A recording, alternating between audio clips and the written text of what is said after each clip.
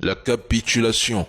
Est-ce qu'il est encore envisageable que l'Ukraine sorte de cette guerre sans perdre un seul territoire? C'est inimaginable. Malheureusement pour les Ukrainiens. Pourquoi? Parce que le rapport de force, dont vous parliez tout à l'heure à juste titre, sur le plan tactique, vous ne pouvez pas ne pas considérer que la Russie n'a pas croqué une partie, n'occupe pas une partie du territoire ukrainien, sans parler même d'ailleurs de la Crimée, qui a déjà été annexée en 2014. Donc non, ce n'est pas possible. Néanmoins, Volodymyr Zelensky va un peu plus loin. La Russie pourrait être autorisée à conserver une partie du territoire qu'elle a déjà pris. Cela signifierait geler la ligne de front là où elle se trouve et donner à la Russie le contrôle de facto du territoire qu'elle occupe déjà, Louhansk, Donetsk, Zaporijia, Kherson et la Crimée. Tout ce qui est en orange, Volodymyr Zelensky pourrait accepter de le donner. Vous voyez Donetsk? Il y a une partie de Donetsk. LCI.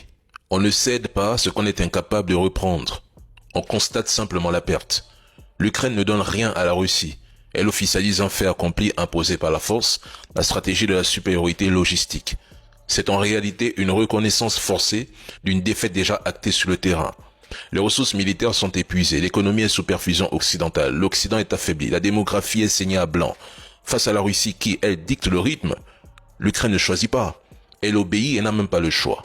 On pourrait presque dire que certains parrains de l'Ukraine, ceux qui l'armaient, finançaient et l'encourageaient à tenir coûte que coûte, savaient depuis le départ qu'elle ne pourrait pas récupérer ses terres.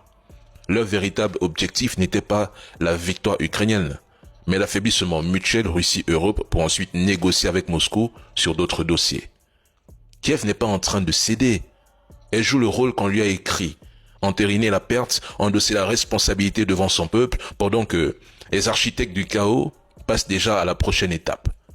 C'est une capitulation, une reddition, un échec, une défaite. Placez les mots dans leur contexte.